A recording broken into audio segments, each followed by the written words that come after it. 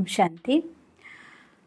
ജീവിതത്തിൽ ഏറ്റവും വേണ്ടപ്പെട്ടവരെന്ന് വിചാരിക്കുമ്പോൾ, ഒരിക്കലും നമ്മളെ പിരിഞ്ഞു പോവില്ല എന്ന് വിചാരിക്കുമ്പോൾ, മനുഷ്യ മനസ്സല്ലേ, നമ്മൾ സ്നേഹിക്കുന്നവരാരും നമ്മളെ പിരിയരുതെന്നും നമ്മൾ ഇഷ്ടപ്പെട്ടവർക്കൊപ്പം എന്നെന്നും ജീവിക്കണം നമ്മൾ ആഗ്രഹിച്ചു പോകും. പക്ഷേ ഈ പ്രപഞ്ചത്തിൻ്റെ പരമമായിട്ടൊരു സത്യമാണ്, സമയം എന്നതായിരിക്കുന്ന ഒരു ചരട് കൊണ്ട് കെട്ടി കർമ്മം കൊണ്ട് ബന്ധിപ്പിക്കപ്പെട്ട് ഒത്തുചേർന്ന് ജീവിക്കുന്നതാണ് മനുഷ്യന്മാരുടെ ജീവിതം എന്ന് പറയുന്നത്. ആ കർമ്മത്തിൻ്റെ കണക്ക് തീരുന്ന നിമിഷം, സമയത്തിൻ്റെ ചരട് മുറിയുന്ന നിമിഷം, അത് എവിടെ വെച്ചോ എന്നെന്നോ എപ്പോഴെന്നോ നമുക്കറിയില്ല. പോകുന്നവർ പോവും. അത് തന്നെയാണ് ഈ നാടകത്തിൻ്റെ കഥയും. അതുകൊണ്ട് ഈ നാടകത്തിൽ, ഈ യാത്രയിൽ അങ്ങനെ ഒരാൾ നമ്മളെ വിട്ടുപോകുന്നൊരു സന്ദർഭം വരുമ്പോൾ സഹിക്കാനാവാത്ത വേദന മനുഷ്യന്മാരെ കീഴ്പ്പെടുത്താറുണ്ട്. എന്തൊക്കെ ഞാൻ ചെയ്യണം, ഇനി ഞാൻ ജീവിക്കണോ മരിക്കണോ, എനിക്കിനി മതി ജീവിതം എന്നൊക്കെ പലപ്പോഴും നമ്മൾ തോന്നിപ്പോവും. പക്ഷെ ഒരു പരമമായിരിക്കുന്ന സത്യം, ഇത്തരത്തിൽ നിങ്ങൾ വിഷമിച്ച് സങ്കടപ്പെട്ട് സ്വയം നിരാശയുടെ പടുകുഴിയിൽ വീഴുമ്പോൾ നമ്മളെ വിട്ട് പോയവർക്ക് നമ്മുടെ സന്ദേശം എത്തിക്കാൻ പറ്റുമോ? നമ്മളെ വിട്ട് പോയവരോട് നമുക്ക് സംസാരിക്കാൻ പറ്റുമോ? അവരുടെ അടുത്ത് നമ്മുടെ സങ്കല്പധാര എത്തിച്ചേരുമോ? ഇന്ന് അതിനൊക്കെ ഉള്ളതായിരിക്കുന്ന ഉത്തരമാണ് മക്കൾ പോയതായിട്ടുള്ള അമ്മമാർ, ഭർത്താവ് പോയതായിട്ടുള്ള ഭാര്യ, കുഞ്ഞു പോയതായിട്ടുള്ള മാതാപിതാക്കൾ, ഇങ്ങനെ നിരവധി പേരുടെ സങ്കടത്തിൻ്റെ ശബ്ദങ്ങൾ എന്നോട് സംസാരിച്ചിരുന്നത് ഞാൻ ഇപ്പോഴും എൻ്റെ ചെവിയിൽ കേൾക്കും പോലെ തോന്നുകയാണ്. അതുകൊണ്ട് ഇന്ന് നമ്മളെ വിട്ടുപോയവർക്ക് വേണ്ടി നമുക്ക് എന്ത് ചെയ്യാൻ പറ്റും, അല്ലെങ്കിൽ എങ്ങനെ അവരോട് നമുക്ക് സംസാരിക്കാം, അതിനെക്കുറിച്ചാണ് ഞാൻ നിൽക്കുന്നത് പറഞ്ഞുതരാൻ ആഗ്രഹിക്കുന്നത്. ഒരു കാര്യം നമ്മൾ പരമമായിട്ടുള്ള സത്യം മനസ്സിലാക്കിയേ പറ്റൂ. നമ്മളെന്ന് പറയുന്നത് ഒരിക്കലും ഈ കാണുന്നതായിരിക്കുന്ന പഞ്ചതത്വങ്ങൾ കൊണ്ട് നിർമ്മിച്ചതായിട്ടുള്ള രൂപം മാത്രമല്ല. ഇതിൻ്റെ ഉള്ളിൽ ചൈതന്യമായിരിക്കുന്ന ഒരു ശക്തിയുണ്ട്. ആ ശക്തി ഈ ദേഹത്തിന് പോകുന്ന നിമിഷമാണ് നമ്മൾ മരിച്ചു എന്നൊരാളെക്കുറിച്ച് പറയുന്നത്. ആ ശക്തി നമ്മുടെ ശരീരത്തിലുണ്ടെങ്കിൽ, ഈവൻ കോമ സ്റ്റേജിലാണെങ്കിൽ പോലും ആ ശരീരത്തിൻ്റെ എല്ലാ ആക്ടിവിറ്റി നടക്കും. അഥവാ ആത്മ അതൊന്ന് പോയി കഴിഞ്ഞാൽ ഇനി എന്തൊക്കെ മെഷീനറി ഉപയോഗിച്ച് പ്രവർത്തിപ്പിക്കാൻ നോക്കിയാൽ പോലും ഈ ദേഹത്തെ വീണ്ടും ആക്റ്റീവാക്കി കൊണ്ടുവരാൻ സാധിക്കില്ല. അതുകൊണ്ട് ഇതിലെ ചൈതന്യമായിരിക്കുന്ന ശക്തി, ആ ശക്തി ഈ ദേഹത്തിന് പറന്നു പോകുന്നൊരവസ്ഥയെ മരണം നമ്മൾ പറയുന്നു. നമ്മൾ ആരും തന്നെ ഈ കാണുന്നതായിരിക്കുന്ന നശ്വരമായ ദേഹം മാത്രമല്ല. അതുകൊണ്ട് നിങ്ങളൊന്ന് ചിന്തിച്ചു നോക്കിയാൽ നമ്മുടെ സാധാരണ ജീവിതശൈലി ഉപയോഗിക്കുന്ന വാക്കുകൾ തന്നെ ഒന്ന് റെഫർ ചെയ്ത് നോക്കിയാൽ നമുക്ക് മനസ്സിലാക്കാൻ പറ്റും. നിങ്ങൾ ഒരിക്കലും തന്നെ ഞാൻ കണ്ണ് ഞാൻ കാല് എന്ന് പറയാറില്ല. നമ്മൾ എന്താ പറയുക? എൻ്റെ കണ്ണ്, എൻ്റെ കൈ, എൻ്റെ കാല്, എൻ്റെ ദേഹം. ഇതിലൊക്കെ നമ്മൾ പറയുന്ന വാക്ക് എന്താണ്? എൻ്റെ എന്നാണ്. അതേസമയം ഞാൻ ഈ കാര്യം മനസ്സിലാക്കി എന്ന് പറയുന്നു, അല്ലെങ്കിൽ ഞാൻ ഈ കാര്യം കണ്ടു, ഞാൻ ഈ കാര്യം കേട്ടു. കണ്ടത് കേട്ടതൊക്കെ ഞാൻ എന്നാ പറയുന്നത്. പക്ഷേ ഞാൻ കണ്ടു എന്ന് പറയുമ്പോൾ ഈ കണ്ണ് കണ്ടതിന് ഞാൻ കണ്ടു എന്ന് പറയുന്നില്ല, ഞാൻ ഈ കണ്ണ് കണ്ടു. അതുപോലെ ആലോചിച്ച് നോക്കിയ ഒരു കാര്യം, നമ്മുടെ കണ്ണടച്ചാൽ പോലും കഴിഞ്ഞു പോയ കാര്യത്തെ വീണ്ടും വീണ്ടും എൻ്റെ മുന്നിൽ വന്നുകൊണ്ടിരിക്കുക, എനിക്കത് മറക്കാൻ പറ്റില്ല എന്ന് പറയുന്നു. കാഴ്ച ഈ കണ്ണുകൊണ്ടുള്ളത് മാത്രമായിരുന്നുവെങ്കിൽ ഒരിക്കലും നമുക്ക് കഴിഞ്ഞു പോയ കാര്യം വീണ്ടും നമ്മുടെ മുന്നിൽ വന്ന് നിൽക്കില്ലായിരുന്നു. അപ്പോൾ തീർച്ചയായിട്ടും ഈ കണ്ണുകൾക്ക് ഒരു ഇൻസ്ട്രുമെൻറ്റിൻ്റെ ഡ്യൂട്ടിയേ ഉള്ളൂ, അല്ലാതെ ഈ കണ്ണ് കാണുന്നില്ല, ഈ ചെവി കേൾക്കുന്നില്ല. ഞാൻ മുന്നേ പല വീഡിയോസ് ഇതിനെക്കുറിച്ച് ചെയ്തിട്ടുണ്ട്, അതുകൊണ്ട് ഞാൻ അതിലേക്ക് അധികം പോകുന്നില്ല. ഒരു കാര്യം പരമമായിരിക്കുന്ന സത്യമാണ്, ഞാൻ എന്ന് ഈ ശരീരത്തിലിരുന്ന് പറയുന്നുണ്ടെങ്കിൽ ഞാൻ എന്ന് പറയുന്ന ശക്തി എൻ്റെ ദേഹത്തിലിരുന്ന് പറയുകയാണ് ഞാൻ എന്ന്. ഈ ദേഹത്തെക്കുറിച്ച് എൻ്റെ എന്നാണ് പറയുന്നത്. ഞാൻ പറയുന്നു ഇത് എൻ്റെ ദേഹം, മീൻസ് ഞാൻ ഈ ദേഹമല്ല, ഈ ദേഹത്തിലുള്ള ആത്മാവാണ്, ചൈതന്യമായ ശക്തിയാണ്. ആ ചൈതന്യമായ ശക്തി ഈ ദേഹത്തിന് പുറത്ത് കിടക്കുമ്പോൾ അത് പൂർണ്ണമായിട്ടൊരു നിമിഷം കൊണ്ട് ഇല്ലാതാവുന്നില്ല. അതായിരുന്നു, ആ ശക്തിയായിരുന്നു പരമമായിരിക്കുന്ന സത്യം. അത് ഈ ദേഹത്തിന് പോയിട്ടുമുണ്ട്, ഈ ദേഹത്തിലുള്ളപ്പോഴും ഉണ്ടായിരുന്നു. ഈ ദേഹത്തിന് കാണാനും കേൾക്കാനും സാധ്യമല്ല, ആ ശക്തിക്ക് കാണാനും കേൾക്കാനും സാധിക്കും. ആ കാണാനും കേൾക്കാനും സാധിക്കുമെങ്കിൽ ഈ ദേഹത്തിൽ ഇരുന്നപ്പോഴും കാണാനും കേൾക്കാനും സാധിക്കും, ഈ ദേഹത്തിന് പുറത്ത് കടന്നപ്പോഴും അതിന് കാണാനും കേൾക്കാനും സാധിക്കും. ഇത്ര വ്യത്യാസമേ ഉണ്ടാവുള്ളൂ. ഒന്ന് ഇത് സ്ഥൂലായിരിക്കുന്ന ശരീരം, മറ്റൊന്ന് ഊർജം കൊണ്ടുണ്ടാക്കിയ സങ്കല്പത്തിൻ്റെ സൂക്ഷ്മ ശരീരം, ആകാരം എന്നൊക്കെ വിശേഷിപ്പിക്കും. അതുകൊണ്ട് സൂക്ഷ്മ ശരീരത്തിലിരിക്കുന്ന ഒരാൾക്ക്, ഇപ്പോൾ ഒരാൾ മരിച്ചു കിടക്കുകയാണ്, നമ്മൾ പൊട്ടിക്കരയുമ്പോൾ നിങ്ങളൊന്ന് ആലോചിക്കേണ്ട കാര്യം, അവർ നമ്മുടെ സാമീപ്യത്തിൽ, ഞാനിങ്ങനെ കരയുന്നത് കണ്ടാൽ എന്നെ സ്നേഹിച്ചിരുന്ന അവർ സന്തോഷിക്കുകയാണോ ചെയ്യുക, അതോ ദുഃഖിക്കുകയാണോ ചെയ്യുക എന്ന് ആലോചിച്ച് നോക്കുമോ? സ്വാഭാവികമായിട്ടും സ്നേഹമുള്ള ആളാണെങ്കിൽ നിങ്ങൾ കരയുന്നത് കണ്ടാൽ അവർക്ക് സഹിക്കില്ല. എന്നുവെച്ചാൽ അർത്ഥം അവർ ആ സൂക്ഷ്മ ബോഡിയിൽ നിന്നുകൊണ്ട് നിങ്ങളുടെ ഓരോ ഫീലിങ്സും മനസ്സിലാക്കുക.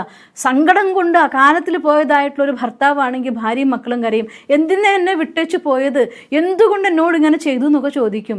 അവർ കേട്ട് കരയായിരിക്കും, ഞാൻ നിവൃത്തികേടാണ്, എനിക്ക് പോരാൻ ഇഷ്ടമുണ്ടായിട്ടല്ല, നിന്നെ വിട്ട് എനിക്ക് പോരണം എന്നില്ല, നിൻ്റെ കൂടെ നിൽക്കണം എന്നാണ് ആഗ്രഹം, പക്ഷെ എന്ത് ചെയ്യുക, എനിക്ക് പറ്റുന്നില്ല, സോറി പറയുന്നുണ്ടാവും, നിങ്ങൾ കേൾക്കുന്നില്ലെന്ന് മാത്രം.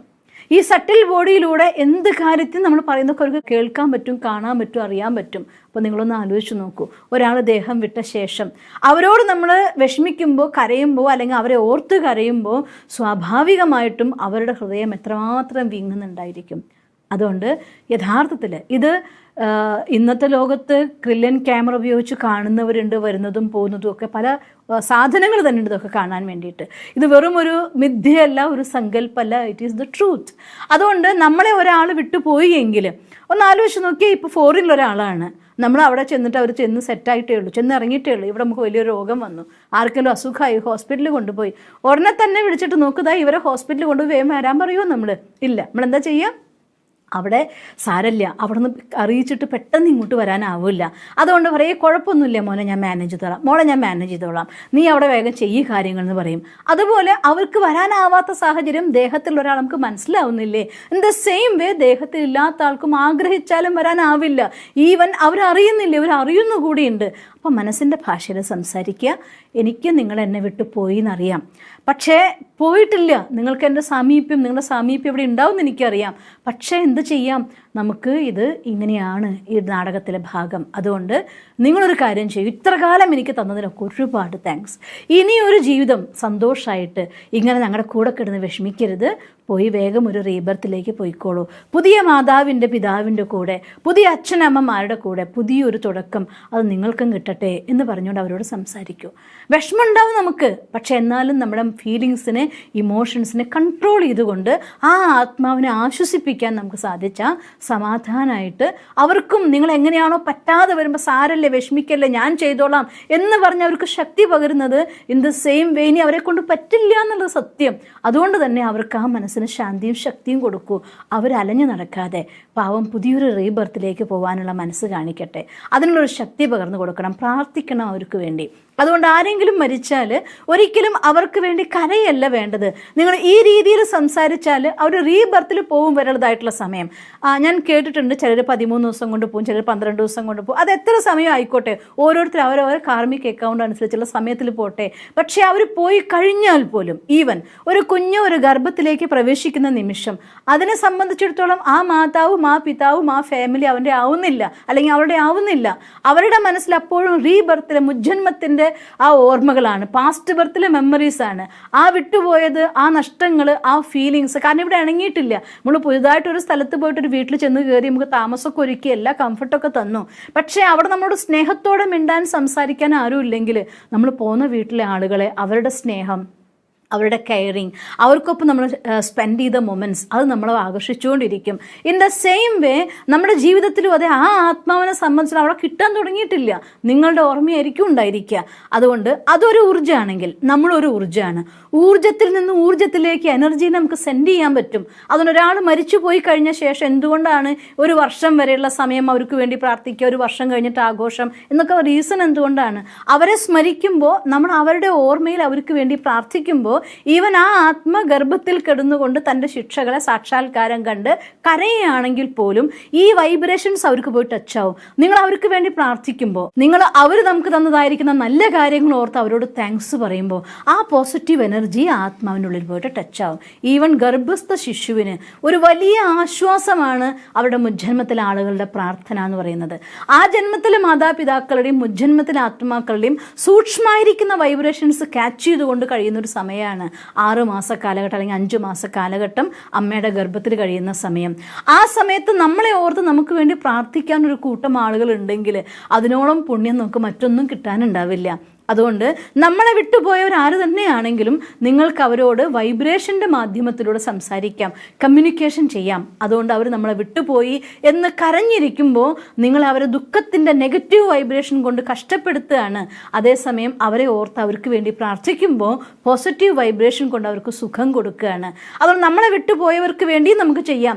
ഇനി ഒരു കാലഘട്ടങ്ങൾ കഴിഞ്ഞാലും എത്ര കാലം കഴിഞ്ഞാലും നിങ്ങൾ അവർക്ക് വേണ്ടി പ്രാർത്ഥിക്കുകയാണെങ്കിൽ എനർജീനെ റിസീവ് ചെയ്യും. അതുപോലെ നമ്മുടെ തോട്ട് എനർജി അത് പോസിറ്റീവ് വൈബ്രേഷൻസ് ആയിട്ട് അവരിൽ പോയി സ്പർശിക്കും. അതുകൊണ്ടാണ് പഴയ കാലത്ത് വർഷത്തിലൊരിക്കൽ ശ്രാദ്ധമൂട്ടൽ, ഇങ്ങനെയുള്ള ഒരുപാട് ചടങ്ങുകൾ അവർക്ക് വേണ്ടി പ്രാർത്ഥിക്കാൻ, അവർക്ക് വേണ്ടി ഒരു ഉപകാര സ്മരണ. അതുകൊണ്ട് ജീവിതത്തിൽ ആര് നമ്മളെ വിട്ടുപോയാലും അവരെ ഓർത്ത് കരയാതെ, അവരെ കയറില്ലാതെ സ്നേഹം കൊണ്ട് കെട്ടിയിട്ട് വീർപ്പ് മുട്ടിക്കാതെ അവർക്ക് സ്നേഹത്തിൻ്റെ യാത്രയയപ്പ് കൊടുക്കണം, വൈബ്രേഷൻ കൊടുക്കണം, അവരോട് സംസാരിക്കണം. ഭയപ്പെടേണ്ട യാതൊരു കാര്യവുമില്ല. ഒരാൾ ദേഹത്തിലിരിക്കുമ്പോൾ അവരുടെ സ്വഭാവ സംസ്കാരങ്ങൾ എന്തോ അത് തന്നെ ദേഹം വിട്ടുപോയാലും അതിലപ്പുറത്തൊന്നുമില്ല. അതുകൊണ്ട് ദേഹമുള്ളവരാണ് ദേഹം ഇല്ലാത്തവരെക്കാൾ ശക്തിശാലികൾ. അതുകൊണ്ട് ഭയം കൂടാതെ ഹൈലി പോസിറ്റീവ് വൈബ്രേഷൻ കൊടുക്കൂ. അവ ആത്മാവിന് നിങ്ങളുടെ വരദാനം, നിങ്ങൾക്ക് തന്നതായിട്ടുള്ള നന്ദി അവർക്കെന്നും സുഖം നൽകട്ടെ. ഈ രീതിയിൽ നമ്മളെ വിട്ടുപോയവരോട് എന്നും നമ്മൾ സ്നേഹത്തോടെ സ്മരിക്കുമ്പോൾ നമുക്ക് റിട്ടേൺ വരുന്നതും നമുക്കും ഇതൊന്ന് പോയല്ലേ പറ്റുന്നല്ലെങ്കിൽ നാളെ. അതുകൊണ്ട് പോകുന്ന സമയത്ത് നമുക്കും ആ ഒരു പോസിറ്റീവായിട്ടുള്ള വൈബ്രേഷൻ കിട്ടാനുള്ള ഭാഗ്യം നമുക്ക് ബുക്ക് ചെയ്യുകയും ചെയ്യാം. ഇങ്ങനെ ജീവിതത്തിലെ കാർമിക് അക്കൗണ്ടിൻ്റെ രഹസ്യത്തെ മനസ്സിലാക്കി ജീവിതത്തിലെ ഏത് സന്ദർഭത്തിനും സഹജമായി ഫേസ് ചെയ്യാനുള്ള ശക്തി നിങ്ങൾക്കുണ്ടാവട്ടെ എന്ന് ഞാൻ ഈശ്വരനോട് പ്രാർത്ഥിക്കുന്നു. ഓം ശാന്തി. ദിവസം തോറും ജീവിത വിജയങ്ങൾക്ക് വെളിച്ചം വീശുന്ന പുത്തൻ വീഡിയോകൾക്കായി ഞങ്ങളുടെ യൂട്യൂബ് ചാനൽ സബ്സ്ക്രൈബ് ചെയ്യൂ. നോട്ടിഫിക്കേഷൻ ലഭിക്കുന്നതിനായി ബെൽ ഐക്കൺ ക്ലിക്ക് ചെയ്യൂ.